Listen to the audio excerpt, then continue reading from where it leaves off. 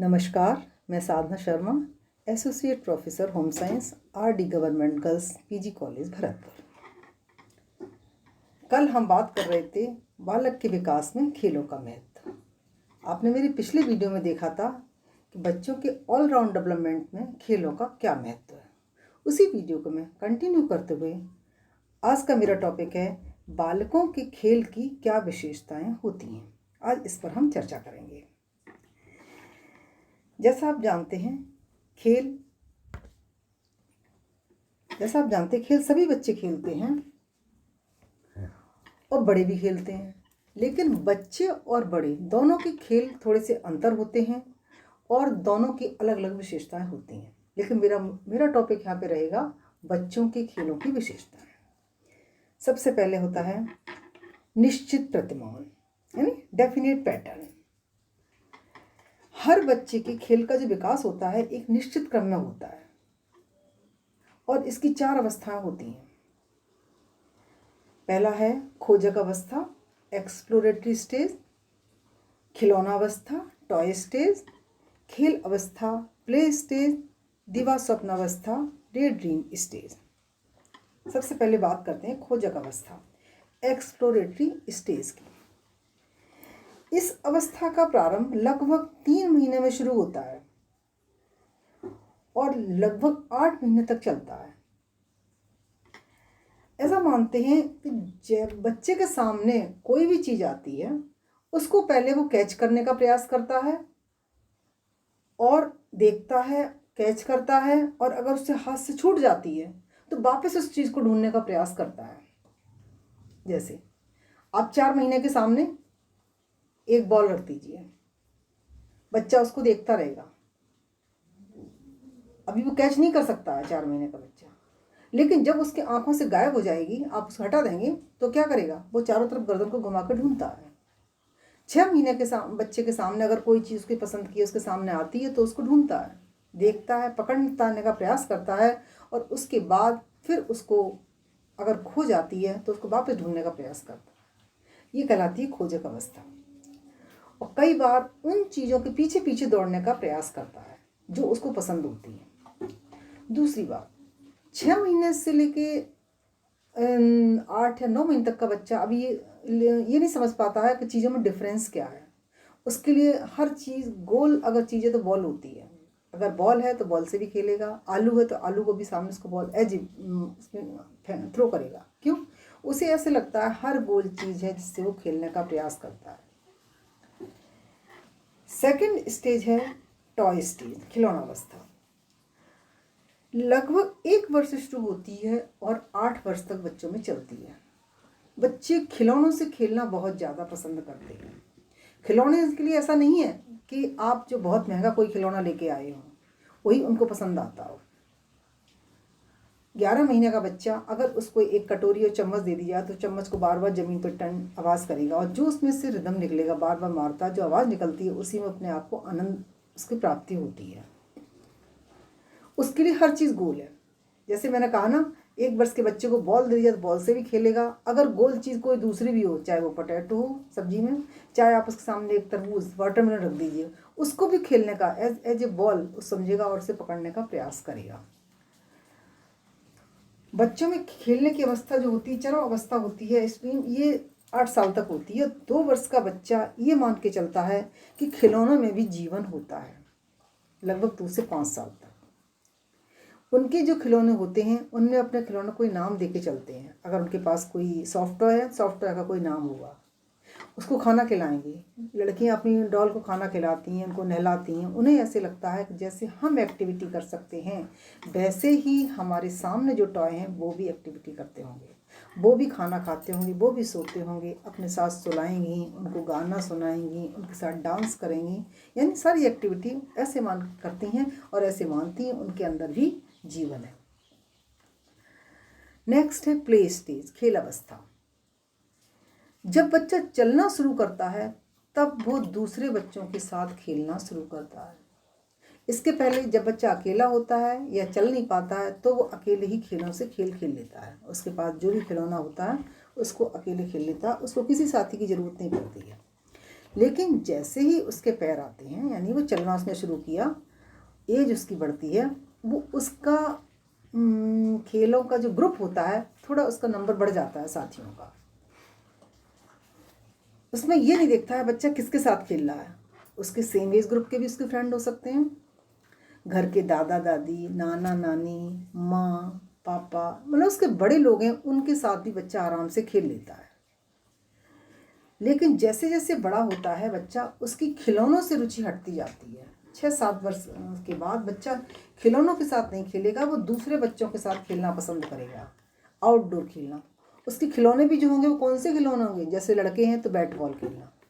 अब bat ball के लिए उनको जरूरी नहीं कि प्रॉपर आप बैट बॉल लेके आते हो, उन्हें कोई भी डंडा मिल जाएगा, उससे उसको बैट बना लेंगे, कोई उससे खेलना जो उनको ईजी वे में खेल सकते हैं।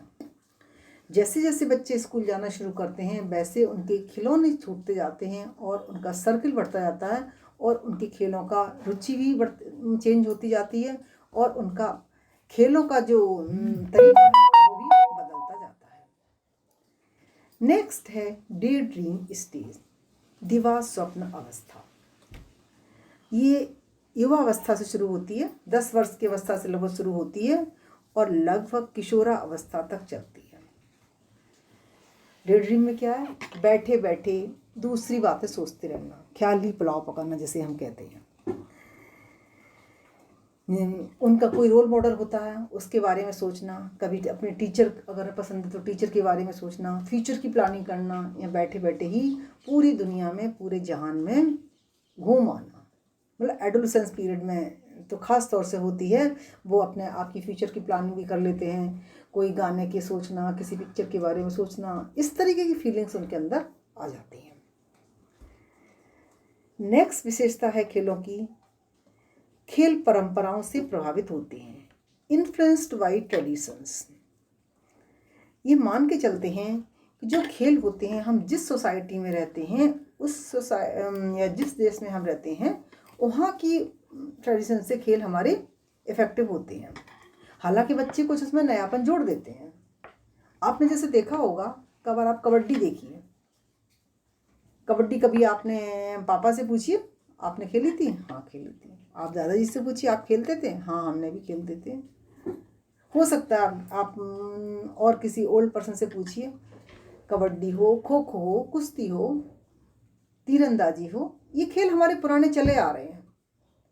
अब उनका थोड़ा चेंज हो गया, हम पिस्टल से खेलने लगे हैं, लेकिन हम अपने पुराने खेलों को छोड़ते नहीं हैं। कहीं ना कहीं हमारे मन में वो पुराने खेल होते हैं और हम उन खेलों को ज़रूर खेलते हैं और पसंद करते हैं। हर बच्चे का ये होता है कि अपने पुराने खेलों को खेलता है और अगर अपने पेरेंट्स से पूछता है तो वो भी बताते हैं हमने उन खेलों को खेला है। गुड़िया गुड्डी, अगर गुड़िया गुड्डे का खेल देखा जाए तो पहले थोड़ा अंतर उसमें आ गया है कि पहले माँ उनको बताएगी हम कपड़े की गुड़िया खुद बनाया करते थे तब खेलते थे, और आज हम मार्केट से मनचाही डॉल को ले आते हैं और उससे बच्चे हमारे खेलते हैं। नेक्स्ट, क्रियाएं आयु के साथ घटती हैं, एक्टिविटी डिक्रीजेस विद एज।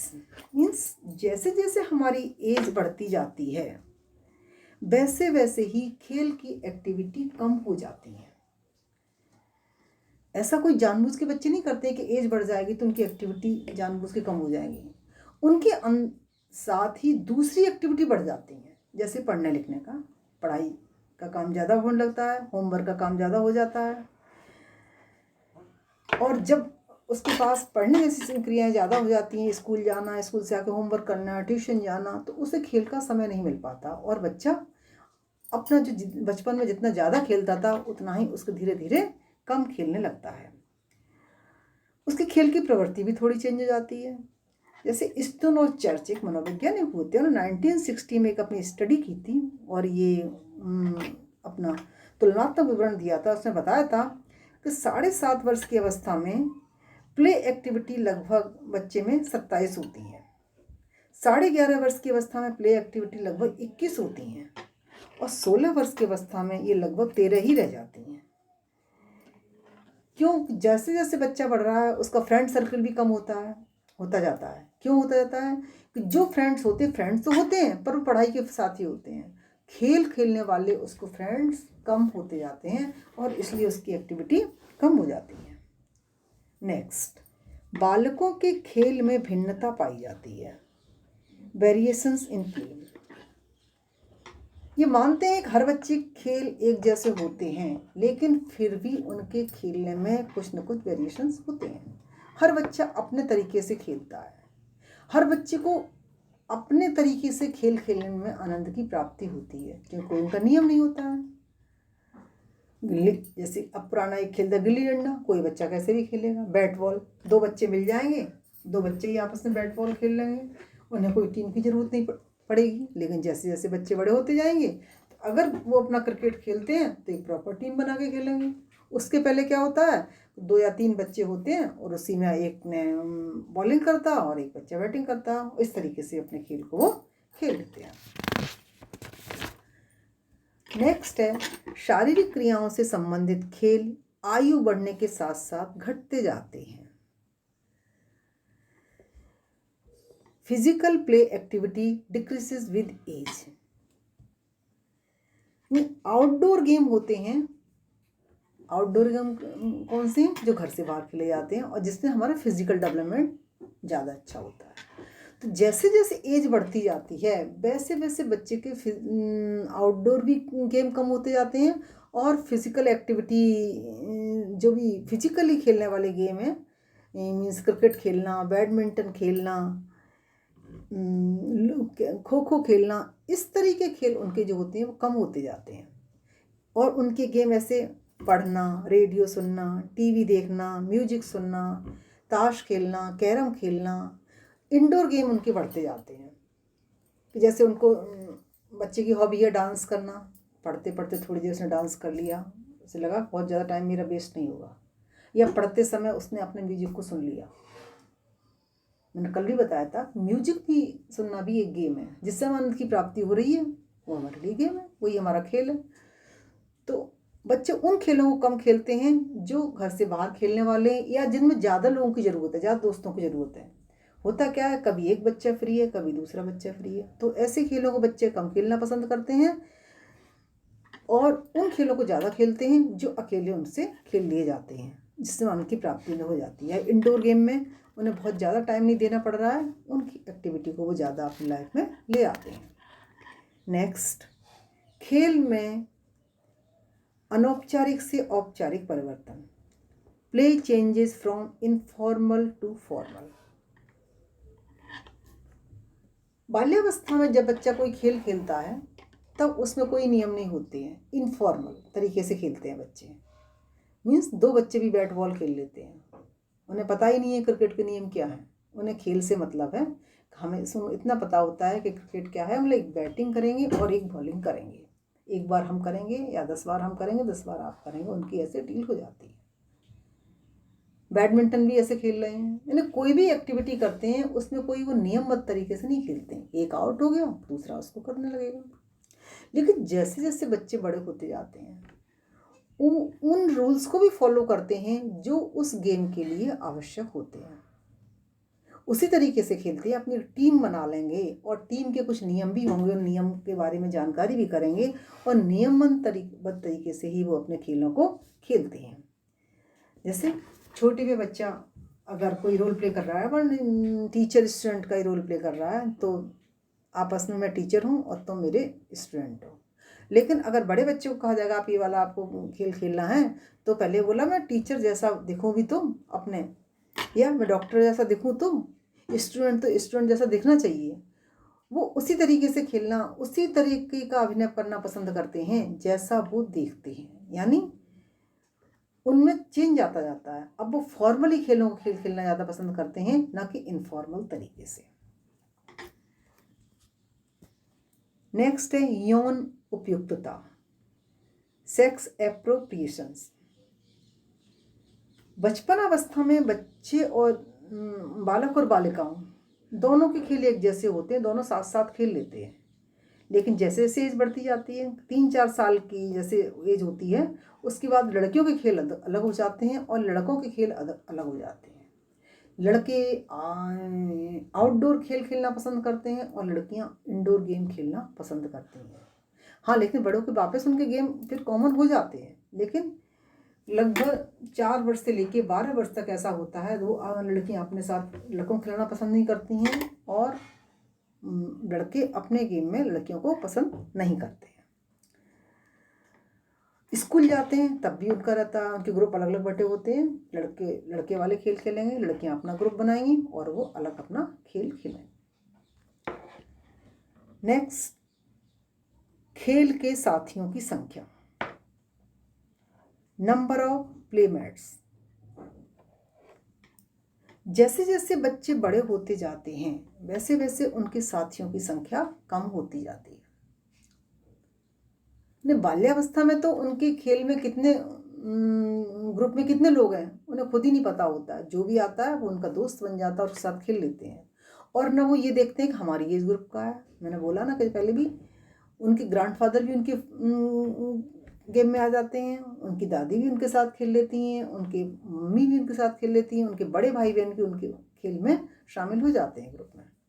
लेकिन जब वो बड़े होते जाते हैं तो अपने सेम एज ग्रुप के बच्चों के साथ खेल खेलना पसंद करते हैं और उस खेल को ज़्यादा खेलते हैं जिस खेल को वो अच्छे से खेल लेते हैं या उनके पास जो उपयुक्त साधन है जिस खेलने के लिए।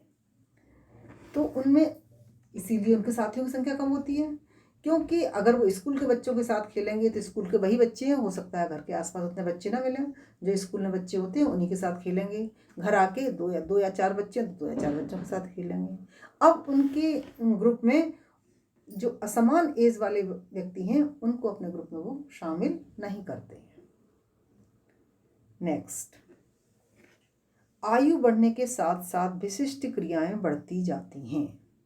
Specific activities increases with increase as.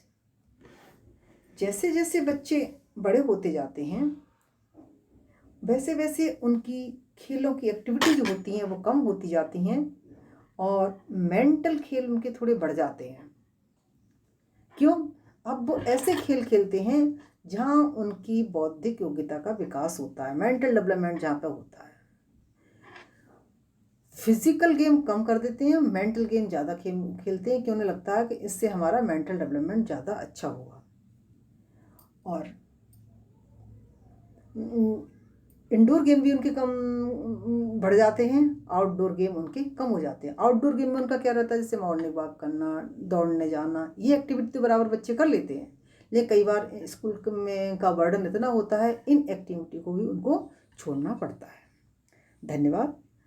अगर आपने अभी तक मेरा YouTube चैनल सब्सक्राइब नहीं किया है तो उसे सब्सक्राइब करें और आज के टॉपिक को लाइक करें।